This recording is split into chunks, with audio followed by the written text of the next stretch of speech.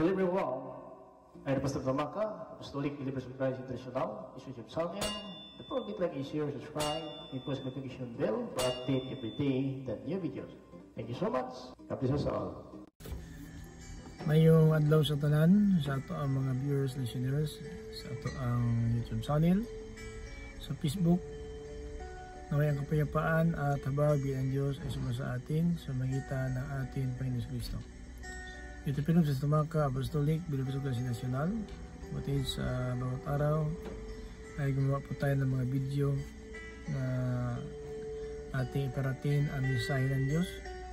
Kaya sa bawat araw ang nais ng Panginoon na matuto tayo at pagbulay-bulayan natin ang salita ng Diyos araw at gabi upang magawa natin ang mga utos ng Diyos na nakasulat sa Biblia. Na ay mga kapatid, sabi po ni Joshua, ayon po sa salita ng Diyos sa Joshua Kabanata 1 talata 8 na aklat ng kutusan na itong huwag mong hiwalay sa iyong bibig. Ito'y pagbulay-bulayan mo araw at gabi upang magawa mo ang mga nakasulat dito. At kung magkaganon sa Biblia ay gagawin mo, uunlad ka at magtatagumpay ka. Now, yung mga kapatid, paano magtagumpay po tayo? So, sa limutan, kung patuloy tayo na magbasa ng aklat ng Panginoon, itong Biblia, at gawin natin ang ayon sa kanyang kalooban para maunlad ang ating pamuhay masagana dito sa ibabaw ng lupa. Upang magawa natin kung ano ang kalooban ng Diyos. Nalaman natin may mga mga kapatid na habang na tayo pa may salimutan ay makaranas tayo ng mga pagsubok, kapighatian na minsan mga kapatid ito po talaga ay sumusubok na ating panampalataya at dahil dyan mga kapatid ay talagang nakita ng Diyos ang ating panampalataya, ito ba ay totoo kung hindi. Dahil si Apostol Pedro in 1 Peter in chapter 1 in verse 7 na ito mga kapatid, ating panampalataya ay susubukin ito tulad ng ginto na sinusubok ito sa guhitan ng apoy para makita po ang tunay na pagkaginto. Now sa 1 Peter in chapter 1 verse 7, para masubukan kung talagang tunay ang panampalataya ninyo, katulad ng ginto sinusubok sa apoy para malalaman kung tunay o hindi. Pero mas mahalaga ang panampalataya natin kaysa ginto na mawala. Kaya kapag napatunayang tunay ang panampalataya ninyo, pupurihin kayo at parangalan sa pagdating ng ating Panginoon.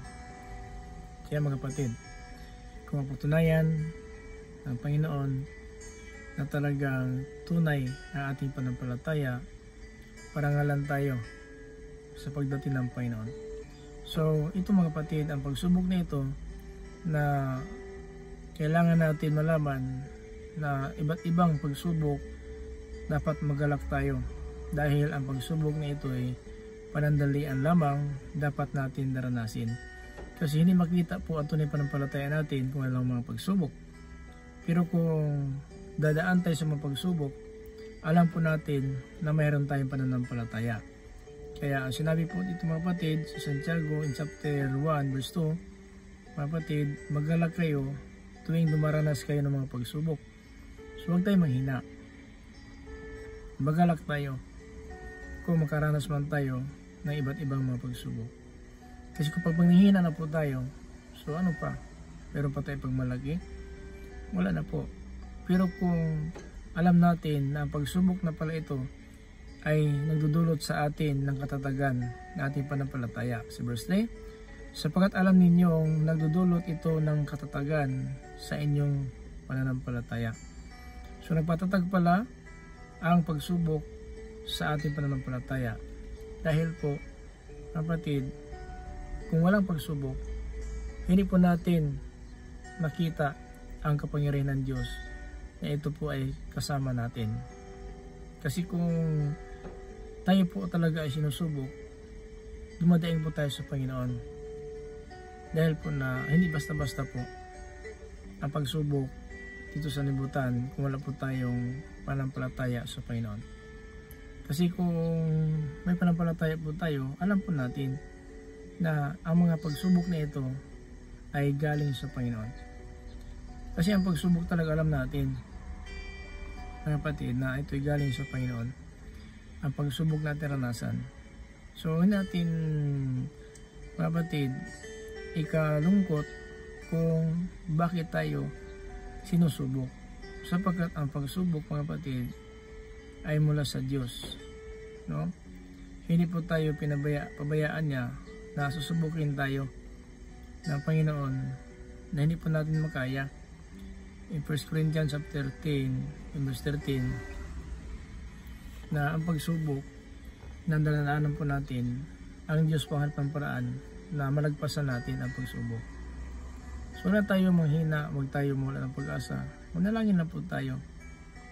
Kasi sinabi naman ng aklat, kapatid, na ito Salmo 66 verse 9 up to 10, ingatan niya ang ating buhay at hindi niya hinahayaang tayo madapa.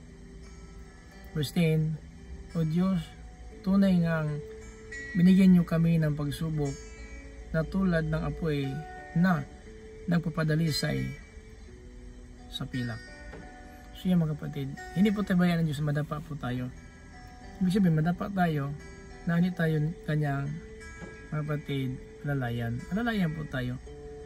Anak natin, pag bago po siya naglakad, minsan po nadapa talaga at namin pinabayaan. Kaya inaakay natin. Ganun ang Diyos. Madapa man tayo, pero may aakay po sa atin.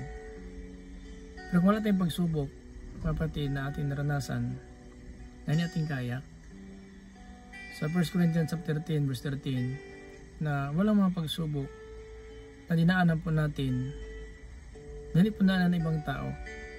Tapat ang Diyos, hindi po tayo susubukin ng Diyos na hindi natin kaya.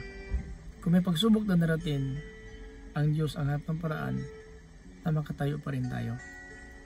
Kaya tama lang, huwag tayong mawala sa Panginoon. Huwag tayong lalayo sa Panginoon.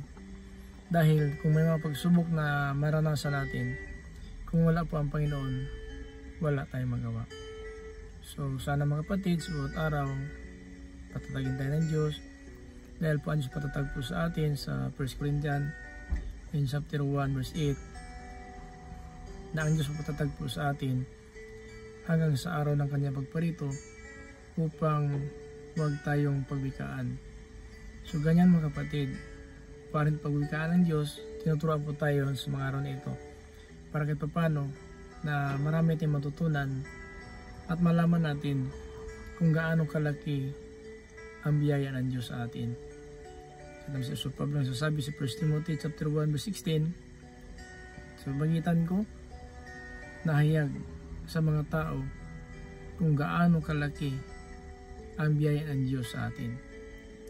Ito isang halimbawa sa akin, sabi si Pablo, na sa mga tao na maaring manampalataya at bigyan ng buhay na walang hanggan. So ayan, mga kapatid, hanggang sa mga araw na ito, tinuturuan tayo ng Diyos, hindi pa tayo pinabayaan ng Diyos dahil mahal tayo ng Diyos. So huwag sana natin baliwalain itong mga salita ng Diyos na ating pinapangaral, sapagkat tayo sa Panginoon matuto tayo sa bawat araw upang tayo matulan ng parusa. Harapan tayo sa hukuman, tayo po, mga kapatid, makakamit po ng buhay na walang hanggan. Sana nakatulong po sa atin ang mga talata, sitas na bigyan ng Diyos sa atin. Sana po patuloy tayo manalig sa Panginoon, gawin natin ang kanyang mga salita, dahil punit ang lahat tumatawag sa Panginoon ay makapasok sa kanyang langit, yung tumutupad lang ng kalooban na ating Ama na sa langit. Sinabi po, mga kapatid, yung Apostol Pedro talaga, na dahil dito dapat tayong magalak sa kabila ng mga pagsubok, dahil ang pagsubok na ito ay panandalian lang at dapat natin maranasan. Kaya huwag natin hayaan itong ating umay sa limutan ngayon ay masayang lang po ating mapakinabangan. In Proverbs 17 verse 3, sinusubok ng Panginoon ang puso ng tao katulad ng pilak at ginto, sinusubok na apoy kung ito'y tunay o hindi. So ganun po ating katayuan. So maraming salamat mga kapatid sa lahat ng ating mga viewers, listeners dito po sa YouTube channel, sa Facebook. Okay, kapayapaan na bahagyan ng Diyos. Espasin lahat sa magitan na ating Pinagristo. Ito piling Apostolic Believers of Christ International. See you to us. Grace, mercy, and peace be with you as Jesus Christ. Amen. Amen.